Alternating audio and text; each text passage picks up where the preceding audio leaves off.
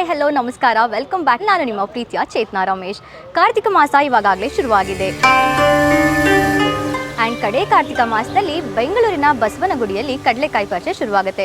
ಕಡಲೆಕಾಯಿ ಪರಿಷೆನ ಯಾಕೆ ಮಾಡ್ತಾರೆ, ಅದ್ರ ಹಿಂದಿನ ಕಥೆ ಏನು, ಹಾಗೂ ಇದು ನಡೆಯುವಂಥದ್ದು ಬಸವನಗುಡಿಯ ದೊಡ್ಡ ಗಣೇಶ ದೇವಸ್ಥಾನದಲ್ಲಿ. ಆ ದೇವಸ್ಥಾನಕ್ಕೆ ತನ್ನದೇ ಆದಂಥ ಇತಿಹಾಸ ಇದೆ. ಇದೆಲ್ಲದರ ಕುರಿತಾಗಿ ಇವತ್ತು ನಮ್ಮ ಜೊತೆ ಪ್ರೊಫೆಸರ್ ರಾಜೀವ್ ನೃಪತುಂಗ ಸರ್ ನಮ್ಮ ಜೊತೆ ಮಾಹಿತಿಯನ್ನು ಹಂಚ್ಕೋತಾರೆ. ಬನ್ನಿ ಅವ್ರನ್ನ ಮಾತಾಡ್ಸೋಣ. ಗಣಪತಯೇ ನಮಃ. ಎಲ್ಲರಿಗೂ ನಮಸ್ಕಾರ. ಇನ್ನೇನು ಕಳೆಕಾಯಿ ಪರಿಷೆ ಹತ್ರ ಬರ್ತಾ ಇದೆ. ಐತಿಹಾಸಿಕ ಬೆಂಗಳೂರಿನ ಕಳೆಕಾಯಿ ಪರಿಷೆ ಬಗ್ಗೆ ಸಾಕಷ್ಟು ಜನ ಕೇಳ್ತಾ ಇದ್ರು. ಈ ಪರಿಷೆ ಏನಕ್ಕೆ ಹಾಕಿದ್ರೆ, ಇದರಿಂದ ಇರುವಂಥ ಇತಿಹಾಸ ಏನು ಅಂತ. ಹಾಗಿದ್ರೆ ಕಳೆಕಾಯಿ ಪರಿಷೆ ಬಗ್ಗೆ ತಿಳ್ಕೊಳ್ಳೋಣ ಅಲ್ವಾ? ಕಳೆಕಾಯಿ ಪರಿಷೆ ಬಗ್ಗೆ ನಾವು ತಿಳ್ಕೊಬೇಕಂದ್ರೆ ಈ ಬಸವನಗುಡಿ ಇತಿಹಾಸದ ಬಗ್ಗೆ ನಾವು ಅಧ್ಯಯನ ಮಾಡಬೇಕಾಗುತ್ತೆ. ಬೆಂಗಳೂರಿನ ಬಸವನಗುಡಿಯಲ್ಲಿ ನಡೆಯುವಂತಹ ಕಳೆಕಾಯಿ ಪರಿಷೆಗೆ ವಿಶೇಷ ಸ್ಥಾನಮಾನಗಳಿದೆ. ಸುಮಾರು 500 ವರ್ಷಗಳ ಇತಿಹಾಸ ಇರುವಂತಹ ಈ ಕಳೆಕಾಯಿ ಪರಿಷೆ ಅದು ಹೇಗೆ ನಡ್ಕೊಂಬರ್ತಾ ಇದೆ ಅಂತ ತಿಳ್ಕೊಳ್ಳೋದು ಒಂದು ನಿಜವಾಗ್ಲೂ ಒಂದು ಅದ್ಭುತದ ಸಂಗತಿ ಅಂತಲೇ ಹೇಳ್ಬೋದು. ಹಿಂದೆ ಬೆಂಗಳೂರಿನ ಗಡಿ ಪ್ರದೇಶ ಇದಾಗಿತ್ತು. ಈ ಹಿಂದೆ ಕಹಳೆಯ ಬಂಡೆ ಅಂತ ಒಂದು ಪಾರ್ಕ್ ಇದೆ, ಬ್ಯೂಗಲ್ ರಾಕ್ ಅಂತ ಇವತ್ತು ಹೇಳ್ತೀವಿ, ಬ್ಯೂಗಲ್ ರಾಕ್ ಪಾರ್ಕ್ ಅಂತ ಹೇಳಿ.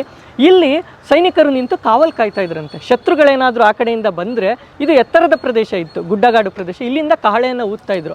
ಹಾಗಾಗಿ ಕೋಟೆಯ ಜನಗಳು ಜಾಗೃತಿ ಆಗ್ತಿದ್ರು, ಅಲ್ಲಿನ ಸೈನಿಕರು ಯುದ್ಧಕ್ಕೆ ಸಿದ್ಧರಾಗ್ತಿದ್ರು. ಅಂದರೆ ಶತ್ರುಗಳು ಬರ್ತಾ ಇದ್ದಾರೆ ಅನ್ನುವಂಥ ಒಂದು ಜಾಗೃತಿ ಸಿಗ್ತಿತ್ತು. ಹಾಗೆ ಇದು ಬೆಂಗಳೂರಿನ ಗಡಿಯಾಗಿತ್ತು ಅವಾಗ. ಈ ಸುತ್ತಮುತ್ತ ಏನಿತ್ತಪ್ಪ ಅಂದರೆ ಹೊಲ ಗದ್ದೆಗಳಿತ್ತು. ಇದ್ರ ಹೆಸರು ಸುಂಕೇನಹಳ್ಳಿ. ಸುಂಕೇನಹಳ್ಳಿಯಿಂದ ಬಸವನಹಳ್ಳಿ, ಬಸವನಹಳ್ಳಿಯಿಂದ ಬಸವನಪುರ ಆಯಿತು. ಈಗ ಇದನ್ನು ನಾವು ಬಸವನಗುಡಿ ಅಂತ ಹೇಳ್ತೀವಿ. ಈ ಸುಂಕೇನಹಳ್ಳಿ ಇದು ಏನಪ್ಪ ಅಂದರೆ ಇಲ್ಲೆಲ್ಲ ಕಳೆಕಾಯಿನ ಬೆಳೀತಾ ಇದ್ರು ಜನ. ಆ ಒಂದು ಸಂದರ್ಭದಲ್ಲಿ ಏನಾಗ್ತಿತ್ತು ಅಂದರೆ ಒಂದು ಬಸವ ಏನಾಗ್ತಿತ್ತು, ಈ ಕಳೆಕಾಯಿ ಬೆಳೆನೆಲ್ಲ ತಿನ್ಕೊಂಬರ್ತಾ ಇತ್ತು. ರೈತರಿಗೆ ಇದು ಒಂದು ದೊಡ್ಡ ಸಮಸ್ಯೆ ಆಗಿತ್ತು. ಹಾಗಾಗಿ ಒಂದು ರಾತ್ರಿ ಅದು ಯಾರು ಈ ಕಳೆಕಾಯಿನ ಯಾವ ಬಸವ ಬಂದು ತಿನ್ನುತ್ತೆ ನೋಡೋಣ ಅಂತ ಒಂದೊಂದು ದಿನ ಒಂದೊಂದು ರೈತ ಕಾವಲಿರ್ತಾ ಇದ್ದಂತೆ. ಒಂದು ದಿನ ರೈತ ಕಾವಲಿದ್ದಂಥ ಒಂದು ಸಂದರ್ಭದಲ್ಲಿ ರಾತ್ರಿ ಏನಾಗುತ್ತೆ, ಬಸವ ಬಂದು ಕಳೆಕಾಯಿನ ಏನು ಒಂದು ಆ ಬೆಳೆನ ನಾಶ ಮಾಡ್ತಿತ್ತು, ಅವನು ಅಟ್ಟಿಸ್ಕೊಂಬರ್ತಾನೆ. ಒಂದು ದೊಣ್ಣೆ ತೊಗೊಂಡು ಅಟ್ಟಿಸ್ಕೊಂಬರುವಾಗ ಅದು ಈ ಬೆಟ್ಟದ ಮೇಲೆ ಬಂತಂತೆ. ಇದೊಂದು ಚಿಕ್ಕ ಗುಡ್ಡಗಾಡು ಪ್ರದೇಶ. ಇದ್ರ ಮೇಲೆ ಬಂದು ಅವನು ಬರೋ ಟೈಮ್ಗೆ ಅದು ಕಲ್ಲಾಗ್ಬಿಡ್ತು ಅಂತ ಒಂದು ಐತಿಹ್ಯ. ಅಂದರೆ ಇದು ಐತಿಹಾಸಿಕ ದಾಖಲೆ ಅಲ್ಲ, ಒಂದು ಜಾನಪದೀಯವಾದಂಥ ಐತಿಹ್ಯ ಏನು ಈ ಒಂದು ಹಿನ್ನೆಲೆಯಲ್ಲಿ, ಈ ಕಳೆಕಾಯಿ ಪರಿಷೆ ಹಿನ್ನೆಲೆಯಲ್ಲಿ ಹೇಳ್ಕೊಂಬಂದಿದ್ದಾರೆ. ಸೊ ಇಲ್ಲಿ ಮರುದಿನ ಎಲ್ಲ ಬಂದಂಥ ಸಂದರ್ಭದಲ್ಲಿ ಆ ಬಸವ ಒಂದು ಶಿಲಾಮೂರ್ತಿಯಲ್ಲಿತ್ತು.